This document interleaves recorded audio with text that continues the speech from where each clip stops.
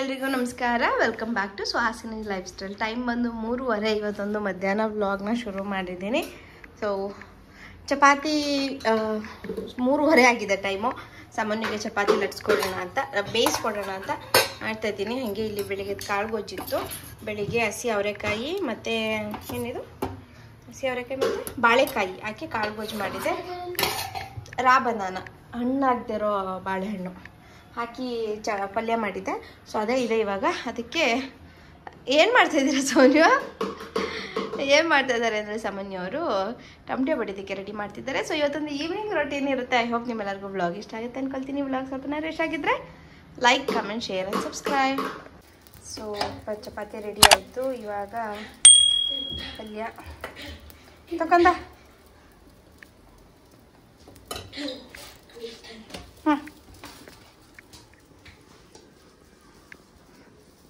Family, welcome back. ಮತ್ತೆ ಸಂಜೆಯಿಂದ vlog continue ಮಾಡ್ತಿದ್ದೀನಿ. ಸೊ ಇವಾಗ ನೈಟ್ ಊಟಕ್ಕೆ ರೆಡಿ ಮಾಡಬೇಕು. ಹಸ್ಬೆಂಡ್ ಕೆಲಸ ಹೋಗಿದ್ದು, ಬರ್ತಾ ಇದ್ದಾರಂತೆ. ಸೊ ಅಷ್ಟರಲ್ಲಿ ಏನಾದ್ರು ಟಿಫನ್ ಮಾಡೋಣ ಅಂತ ಏನು ಮಾಡೋಣ ಅಂತ ಯೋಚನೆ ಮಾಡ್ತಿದ್ದೆ. ಸ್ವಲ್ಪ ಚಿಕನ್ ಇತ್ತು. ಸೊ ಬಿರಿಯಾನಿ ಮಾಡ್ಬಿಡೋಣ, ಚಿಕನ್ ಪಲಾವ್ ಅಥವಾ ಬಿರಿಯಾನಿ, ಗ್ರೀನ್ ಕಲರ್ ಪಲಾವ್ ಮಾಡ್ತೀವಲ್ಲ ಆ ಥರ ಮಾಡೋಣ ಅಂತೇಳಿ ಸ್ವಲ್ಪ ಕ್ವಿಕ್ಕಾಗಿ ರೆಡಿ ಮಾಡೋಣ. ಒಂದು ಗ್ರೀನ್ ಕಲರ್ ಪೇಸ್ಟ್ ಮಾಡ್ಕೊತೀನಿ. ಈರುಳ್ಳಿ ಟೊಮೊಟೊ ಎಲ್ಲ ಹಚ್ಚಿ ಒಗ್ಗರಣೆ ಹಾಕಿದ್ರೆ ಆಯಿತು, ಬೇಗ ಆಗ್ಬಿಡುತ್ತೆ. ಸೊ ಬಿರಿಯಾನಿ ರೆಡಿ ಮಾಡಿಬಿಟ್ಟು ಕಾಫಿ ಮಾಡ್ಕೊಂಡು ಕುಡಿತೀನಿ. ಅಷ್ಟು ಹಸ್ಬೆಂಡ್ ಬರ್ತಾರೆ, ಆಮೇಲೆ ಮಾಡ್ತೀನಿ. ಬಿಸಿ ಮಾಡ್ಕೊಂಡು ತಿಂದರೆ ಆಯಿತು. ಬಟ್ ರೆಡಿ ಮಾಡಂತೂ ಇಟ್ಬಿಡ್ತೀನಿ, ಯಾಕೆಂದ್ರೆ ಅವ್ರು ಬಂದಮೇಲೆ ರೆಡಿ ಮಾಡೋಕ್ಕೋದ್ರೆ ತುಂಬ ಲೇಟ್ ಆಗಿಬಿಡುತ್ತೆ. ಸೊ ಬನ್ನಿ ಕ್ವಿಕ್ಕಾಗಿ ರೆಡಿ ಮಾಡೋಣ.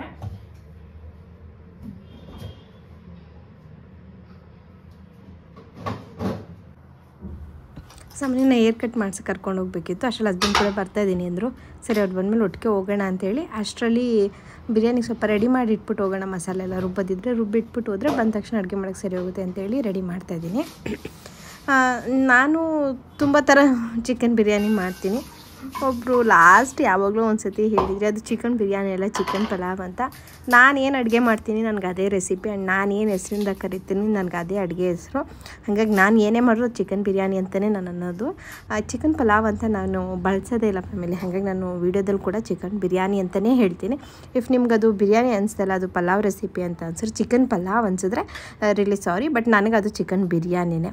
ಇನ್ನು ತುಂಬ ವೆರೈಟೀಸಲ್ಲಿ ಮಾಡ್ತೀನಿ ಅಂತ ಹೇಳಿದೆ. ಅಂದರೆ ಏನು ರುಬ್ದೇನೆ ಪೇಸ್ಟ್ ಹಾಕಿ ಮಾಡ್ತೀನಿ, ಪೌಡರ್ ಬಳಸಿ ಮಾಡ್ತೀನಿ, ಇಲ್ಲ ಮನೆಯಲ್ಲೇ ಹೋಮ್ ಮೇಡ್ ಪೇಸ್ಟ್ ಮಾಡ್ಕೊಂಡು ಮಾಡ್ತೀನಿ, ಹಸಿ ಮಸಾಲ ರುಬ್ಬಿ ಮಾಡ್ತೀನಿ, ಗ್ರೀನ್ ಕಲರ್ ಪೇಸ್ಟ್ ಮಾಡಿ. ಸೊ ಈ ರೀತಿ ತುಂಬ ಬೇರೆ ಬೇರೆ ಥರ ಪಲಾವ್ನ ಅದು ಚಿಕನ್ ಬಿರಿಯಾನಿನ ಮಾಡ್ತೀನಿ. ಸೊ ಇವತ್ತು ಗ್ರೀನ್ ಕಲರ್ ಬಿರಿಯಾನಿ ಮಾಡೋಣ ಅಂತೇಳಿ ಒಂದು ಜಾರಲ್ಲಿ ಶುಂಠಿ, ಬೆಳ್ಳುಳ್ಳಿ, ಒಂದೇ ಒಂದು ಈರುಳ್ಳಿ ಸಣ್ಣದು, ಸ್ವಲ್ಪ ಜಾಸ್ತಿ ಪುದೀನ, ಕೊತ್ತಂಬರಿ, ಹಸಿರು ಮೆಣಸಿನ್ಕಾಯಿ, ಸ್ವಲ್ಪ 1-2 ಪೀಸಷ್ಟು ಚಕ್ಕೆ, ಇಷ್ಟನ್ನು ಹಾಕಿ ಗ್ರೀನ್ ಕಲರ್ ಪೇಸ್ಟ್ ಮಾಡಿ ಇಟ್ಕೊತಾ ಇದ್ದೀನಿ. ಸೊ ಅದೆಲ್ಲ ರೆಡಿ ಮಾಡಿ ಇಟ್ಬಿಡ್ತಾಯಿದ್ದೆ. ಆಮೇಲೆ ಅಷ್ಟರಲ್ಲಿ ಹಸ್ಬೆಂಡ್ ಬಂದರು. ಸೊ ಕಾಫಿ ಮಾಡಿ ಕುಡಿದು ಸಾಮಾನ್ಯನ ಮಲ್ಕೊಂಡ. ಸಾಮಾನ್ಯ ಅಷ್ಟರಲ್ಲಿ ಎಪ್ಸಿ ಹೇರ್ ಕಟ್ ಮಾಡಿಸೋದಕ್ಕೆ ಅಂತ ಕರ್ಕೊಂಡೋದ್ವಿ. ಸಂಜೆ ಟೈಮ್ನಲ್ಲಿ ಯಾಕೆ ಒಂದು ಅರ್ಧ ಗಂಟೆ ಪಾಪ ನಿದ್ದೆ ಮಾಡಿಸ್ತೀರಾ ಅಂತ ಕೇಳ್ತಿದ್ದೀರಾ. ಅರ್ಧ ಗಂಟೆನೋ 1 ಅವರೋ ಎಷ್ಟು ಟೈಮ್ ಸಿಗುತ್ತೋ ಅಷ್ಟು ನಿದ್ದೆ ಮಾಡಲಿ ಅನ್ನೋದು. ಯಾಕೆಂದರೆ ಬೆಳಿಗ್ಗೆನೇ ಬೇಗ ಎದ್ದಿರ್ತಾನೆ, 5:15ಗೆಲ್ಲ. ಹಾಗಾಗಿ ಎಷ್ಟೊತ್ತಾಗುತ್ತೋ ಅಷ್ಟೊತ್ತು ನಿದ್ದೆ ಮಾಡಲಿ ಅಂತೇಳಿ ಮಲಗಿಸ್ತೀವಿ. ಅರ್ಧ ಗಂಟೆ 1 ಅವರ್ ಪರವಾಗಿಲ್ಲ. ಅವ್ರ ಪಪ್ಪ ಬಂದ ತಕ್ಷಣ ಎದ್ಬಿಡ್ತಾನೆ ಅವನು. ಸೊ ಅಷ್ಟರವರೆಗೂ ನಿದ್ದೆ ಮಾಡಲಿ ಅಂತ. ಸೊ ಇಲ್ಲಾಂದರೆ ಏನು ಟಿ ವಿ ನೋಡ್ಕೊಂಡು ಟೈಮ್ ವೇಸ್ಟ್ ಮಾಡ್ತಾನೆ. ಅದ್ರ ಬದಲು ನಿದ್ದೆ ಮಾಡಿದ್ರೆ ರೆಸ್ಟ್ ಮಾಡ್ದಂಗೆ ಆಗುತ್ತೆ ಅಂತೇಳಿ ಮಲಗಿಸೋದಷ್ಟೇ. ಇನ್ನು ಅವ್ರು ಅಷ್ಟರಲ್ಲಿ ಅವ್ರ ಪಪ್ಪ ಬಂದ ಕೂಡಲೇ ಅವ್ನು ಎದ್ಬಿಡ್ತಾನೆ. ಅದಾದಮೇಲೆ ಮತ್ತೆ ಸೈಕಲ್ ತುಣಿಯೋಕೆ ಹೋಗೋದು, ಆಟ ಆಡೋದು, ಅದನ್ನು ಶುರು ಮಾಡ್ತಾನೆ. ಸೊ ಆ 1 ಅವರ್ ಗ್ಯಾಪಲ್ಲಿ ಸುಮ್ಮನೆ ಟಿ ವಿ ನೋಡಿಕೊಂಡು ಮೊಬೈಲ್ ನೋಡಿಕೊಂಡು ವೇಸ್ಟ್ ಮಾಡೋ ಬದಲು ರೆಸ್ಟ್ ಮಾಡಲಿ ಅಂತ ಮಲಗಿಸೋದಷ್ಟೇ. ಇನ್ನು ಕಾಫಿ ಮಾಡಿ ಕುಡಿದು ಹೇರ್ ಕಟ್ಗೆ ಅಂತ ಕರ್ಕೊಂಡೋದ್ವಿ. ಬಟ್ ರೆಗ್ಯುಲರಾಗಿ ಅವ್ನಿಗೆ ಹೇರ್ ಕಟ್ ಮಾಡೋರು ಬೇರೆಯವ್ರ ಕಸ್ಟಮರ್ನ ಅಟೆಂಡ್ ಮಾಡ್ತಿದ್ರು. ಹಾಗಾಗಿ ಇವತ್ತು ಬೇರೆ ಯಾರೋ ಹೇರ್ ಕಟ್ ಮಾಡಿದ್ರು. ಸ್ವಲ್ಪನೂ ಚೆನ್ನಾಗಿ ಮಾಡಲಿಲ್ಲ, ನನಗೂ ಇಷ್ಟ ಆಗಲಿಲ್ಲ, ಸಮನಿಗೂ ಇಷ್ಟ ಆಗಲಿಲ್ಲ, ಅವ್ರ ಪಪ್ಪಂಗೂ ಇಷ್ಟ ಆಗಲಿಲ್ಲ. ಅವರು ನಾನು ಯಾರು ರೆಗ್ಯುಲರಾಗಿ ಮಾಡ್ತಾರೋ ಅವ್ರಿಗೆ ಹೇಳ್ಬಿಟ್ಟು ಕೂಡ ಬಂದು ಸರಿಯಾಗಿ ಮಾಡಿಲ್ಲ ಅಂತ. ಅವ್ರು ಸಾರಿ ಮ್ಯಾಮ್, ನೆಕ್ಸ್ಟ್ ಟೈಮಿಂದ ನಾನು ಮಾಡ್ಕೊಡ್ತೀನಿ ಹಂಗೆ ಹಿಂಗೆ ಅಂತ ಹೇಳ್ತಿದ್ರು. ನೆಕ್ಸ್ಟ್ ಟೈಮ್ಗೆ ಇವಾಗ ಈ ಥರ ಆಗಿದೆಯಲ್ಲ, ಅದು ಬರ್ತ್ಡೇ ಟೈಮ್ನಲ್ಲಿ ಎಣ್ಕೊಂಡು ಬಂದ್ವಿ. ಸ್ವಲ್ಪನೂ ಚೆನ್ನಾಗಿ ಮಾಡಲಿಲ್ಲ ಅವರು. ಮತ್ತು ಮನೆಗೆ ಬಂದಾದ್ಮೇಲೆ ಮತ್ತೆ ಅಡುಗೆಗೆ ರೆಡಿ ಮಾಡ್ಕೊತಾ ಇದ್ದೀನಿ. ಪಲಾವ್ ಸಾಮಾನೆಲ್ಲ ಹಾಕ್ಬಿಟ್ಟು ಎಣ್ಣೆಲಿ ಸ್ವಲ್ಪ ಪುದೀನ, ಈರುಳ್ಳಿ, ಟೊಮೊಟೊ ಎಲ್ಲ ಹಾಕಿ ಅದಕ್ಕೆ ಗ್ರೀನ್ ಕಲರ್ ಪೇಸ್ಟ್ ಏನು ರುಬ್ಕೊಂಡಿದ್ದೆ ಆ ಪೇಸ್ಟನ್ನ ಹಾಕಿ ಅದ್ರ ಜೊತೆಗೆ ಚಿಕನ್ ಸೇರಿಸಿ ಅಕ್ಕಿ ಸೇರಿಸಿ ಕೂಗ್ಸಿದ್ರಾಯ್ತು. ಇಲ್ಲಿ ಯಾವುದೇ ಪೌಡರ್ ಆಗಲಿ ಏನೂ ಬಳಸಲ್ಲ ನಾನು, ಯಾಕೆಂದರೆ ಪೇಸ್ಟಿಗೆ ನಾವು ಶುಂಠಿ ಬೆಳ್ಳುಳ್ಳಿ ಮತ್ತು ಚಕ್ಕೆ ಎಲ್ಲ ಹಾಕಿರ್ತೀವಲ್ಲ, ಹಾಗಾಗಿ ಮತ್ತೆ ನಾನು ಯಾವುದೂ ಪೇಸ್ಟೆಲ್ಲ ಏನು ಬಳಸಲ್ಲ. ಬರೀ ರುಬ್ಬಿರೋ ಮಸಾಲ ಹಾಕ್ಕೊಂಡ್ರೆ ಸಾಕಾಗುತ್ತೆ. ಬೇಕು ಅಂದರೆ ನಿಮಗೆ ಸ್ವಲ್ಪ ಖಾರದ ಪುಡಿನೋ ಧನಿಯಾ ಪುಡಿ ಗರಂ ಮಸಾಲ ಹಾಕ್ಕೋಬೋದು. ಬಟ್ ನಾನು ಹಸಿಮೆಣ್ಸಿನ್ಕಾಯಿ ಎಲ್ಲನೂ ಬಳಸಿರೋದ್ರಿಂದ ಖಾರ ಎಲ್ಲ ಕರೆಕ್ಟಾಗಿರುತ್ತೆ ಅಂದ್ಬಿಟ್ಟು ನಾನು ಯಾವುದೋ ಪೌಡರ್ನ ಯೂಸ್ ಮಾಡಲ್ಲ. ಅದು ಎಣ್ಣೆ ಬಿಟ್ಕೊಳ್ಳೋವರೆಗೂ ಚೆನ್ನಾಗಿ ಬೇಯಿಸಿ ಅದಾದಮೇಲೆ ಚಿಕನ್ ಹಾಕಿ ಅಕ್ಕಿ ಎಷ್ಟು ಬೇಕು, ಯಾವ ರೈಸ್ ಯೂಸ್ ಮಾಡ್ತೀರೋ ಅದಕ್ಕೆ 2 ರಷ್ಟು ನೀರು ಹಾಕಿ 1-2 ವಿಷಿಲ್ ಬರ್ಸಿದ್ರೆ ರೆಡಿ ಆಗುತ್ತೆ. ಸೊ ನೈಟ್ ಊಟ ತುಂಬ ಸಿಂಪಲ್, ಹಾಗೆ ಬೇಗನೂ ಆಗೋಗುತ್ತೆ ಅನ್ನೋದೊಂದು. ಈಗ ಮುದ್ದೆ ಮಾಡಬೇಕು ಇಲ್ಲ ಚಪಾತಿ ಮಾಡಬೇಕು, ಸ್ವಲ್ಪ ಕೆಲಸ ಜಾಸ್ತಿ ಆಗುತ್ತೆ ಅಂದ್ಬಿಟ್ಟು ಬೇಗ ಆಗುತ್ತೆ ಅಂತ ಈ ರೀತಿ ಮಾಡಿದ್ದು. ಆ್ಯಂಡ್ ನಾವು ಚಿಕನ್ನ ನಿಮ್ಗೆ ಅನಿಸ್ಬೋದು ನಾವು ಯಾವಾಗಲೂ ನಾನ್ ವೆಜ್ ತಿಂತೀವಿ ಅಂತ, ಬಟ್ ಕ್ವಾಂಟಿಟಿ ತುಂಬ ಕಡಿಮೆ ಇರುತ್ತೆ. ಯಾವಾಗಲೂ ತಿಂತೀವಿ ಹೌದು, ಕ್ವಾಂಟಿಟಿ ತುಂಬಾ ಕಡಿಮೆ ಇರುತ್ತೆ. ಅಂದರೆ ಜಾಸ್ತಿ ಮಾಡೋದಿಲ್ಲ ನಾನು.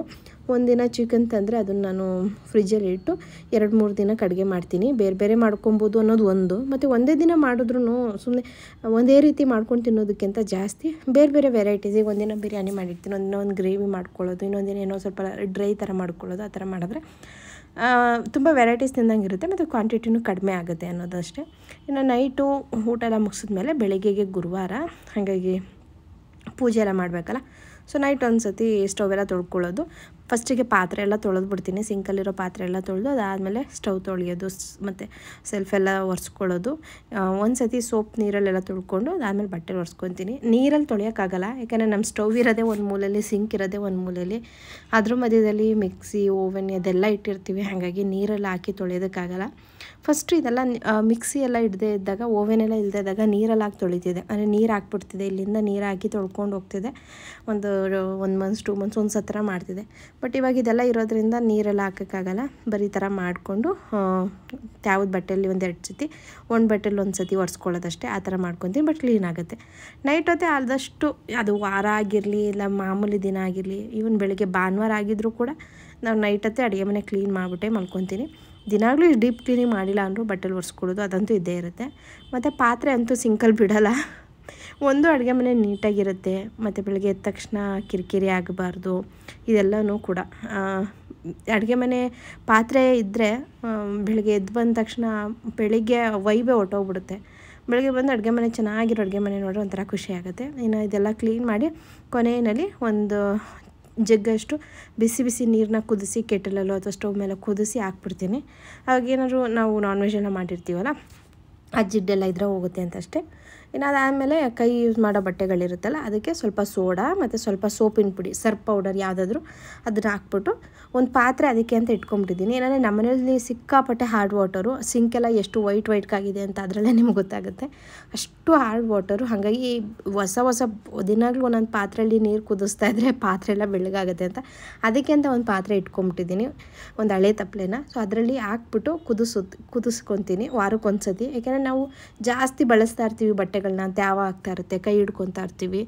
ಇಕ್ಲ ಯೂಸ್ ಮಾಡಿದ್ರು ಬಟ್ಟೆ ಯೂಸ್ ಮಾಡೋದಂತೂ ನಾವು ಬಿಡೋದೇ ಇಲ್ಲ. ಹಾಗಾಗಿ ಅದರಲ್ಲೇ ಜಾಸ್ತಿ ಬ್ಯಾಕ್ಟೀರಿಯಾ ಉಂಟಾಗೋದು. ಹಾಗಾಗಿ ವಾರಕ್ಕೊಂದು ಸತಿ ಕುದಿಸ್ಬಿಡ್ತೀನಿ. ಹಾಗಾಗಿ ತುಂಬ ಚೆನ್ನಾಗಿ ಬಟ್ಟೆಗಳು ಚೆನ್ನಾಗಿ ಘಮ ಅಂತ ಇರುತ್ತೆ, ಯೂಸ್ ಮಾಡೋಕ್ಕೂ ಚೆನ್ನಾಗಿರುತ್ತೆ.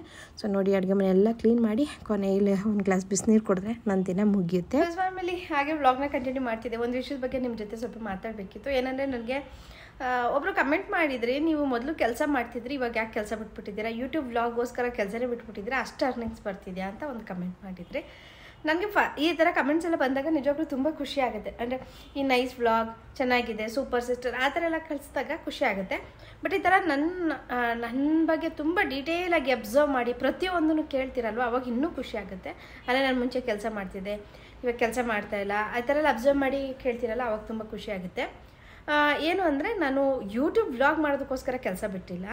ಹಾಗೆ ನನಗೆ ಯೂಟ್ಯೂಬಿಂದ ಯಾವುದೋ ಪೇಮೆಂಟ್ ಇಲ್ಲಿವರೆಗೂ ಬಂದೂ ಇಲ್ಲ. ಒಂದು ಪೇಮೆಂಟು ಹೋಲ್ಡಲ್ಲಿದೆ. ಹಾಗಾಗಿ ನಾನು ಹಳೆ ಚಾನಲ್ನ ಸ್ಟಾಪು ಕೂಡ ಮಾಡಿದೆ, ಎಲ್ರಿಗೂ ಗೊತ್ತಿದೆ. ನಿಮಗೆ ರೆಗ್ಯುಲರಾಗಿ ನೋಡ್ತಿರೋ ಗೊತ್ತಿದೆ.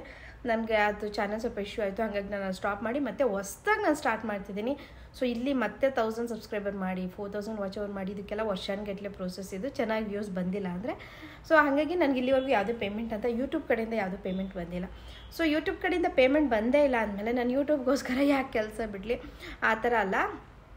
ನಾನು ಇದನ್ನು ತುಂಬ ಸತಿ ಹೇಳಿದ್ದೀನಿ. ಬಟ್ ಏನಂದರೆ ಇವಾಗ ಹೊಸದಾಗಿ ನಮ್ಮ ಫ್ಯಾಮಿಲಿಗೆ ಸಬ್ಸ್ಕ್ರೈಬರ್ಸ್ ಆ್ಯಡ್ ಆಗ್ತಿದ್ದಾರೆ. ಸೊ ಅವರಿಗೆ ಯಾಕೆ ಅಂತ ಗೊತ್ತಿರಲ್ಲ. ಅವ್ರಿಗೇನಂದರೆ ಅದು ಹಿಂದೆ ಮಿನಿ ಬ್ಲಾಗಲ್ಲಿ ನೋಡಿರ್ತಾರೆ ನಾನು ಕೆಲಸ ಮಾಡ್ತಾಯಿದ್ದೀನಿ ಅಂತ ಹೇಳಿರ್ತೀನಿ, ಇವಾಗ ಕೆಲಸ ಮಾಡ್ತಾಯಿಲ್ಲ ಸುಮ್ಮನೆ ಮನೇಲಿರ್ತೀನಿ ಅಂತ ಒಂದು ಡೌಟ್ ಇರುತ್ತೆ. ಏನು ಅಂದರೆ ನಾನು ಕೆಲಸ ಮಾಡ್ತಿದ್ದೆ. ನಾನು ಕೆಲಸ ಮಾಡ್ತಿದ್ದ ಕಂಪ್ನಿ ಬಂದು ಅದು ಯಾವುದೇ ವರ್ಕ್ ಫ್ರಮ್ ಹೋಮಲ್ಲೇ ಕೆಲಸ ಮಾಡಿಸೋಂಥ ಕಂಪ್ನಿ ಅಲ್ಲ, ಅದು ವರ್ಕ್ ಫ್ರಮ್ ಆಫೀಸಿಂದ ಕೆಲಸ ಮಾಡ್ತಿದ್ದ ಕಂಪ್ನಿನೇ. ಬಟ್ ಲಾಕ್ಡೌನ್ ಕೊರೋನಾ ಅಂತ ಸ್ಟಾರ್ಟ್ ಆದಮೇಲೆ, ಅಂದರೆ ಯಾವಾಗಿಂದ ಕೊರೋನಾ ಸ್ಟಾರ್ಟ್ ಆಯಿತು ಅವಾಗಿಂದನೂ ವರ್ಕ್ ಫ್ರಮ್ ಹೋಮ್ ಆಪ್ಷನಲ್ಲೇ ಕೆಲಸ ಮಾಡಿಸ್ತಾಯಿದ್ರು. ಬಟ್ ಇವಾಗ ಎಲ್ರಿಗೂ ಗೊತ್ತಿದೆ ಏನೂ ಇಲ್ಲ, ಎಲ್ಲ ನಾರ್ಮಲ್ ಆಗಿದೆ, ಯಾವ ಕೊರೋನಾ ಏನೂ ಇಲ್ಲ, ಎಲ್ಲ ನಾರ್ಮಲ್ ಆಗಿದೆ. ಟಚ್ ವುಡ್ ಹಂಗೆ ಇರಲಿ. ಸೊ ಏನೂ ಇಲ್ಲ, ಎಲ್ಲ ನಾರ್ಮಲ್ ಆಗಿದೆ.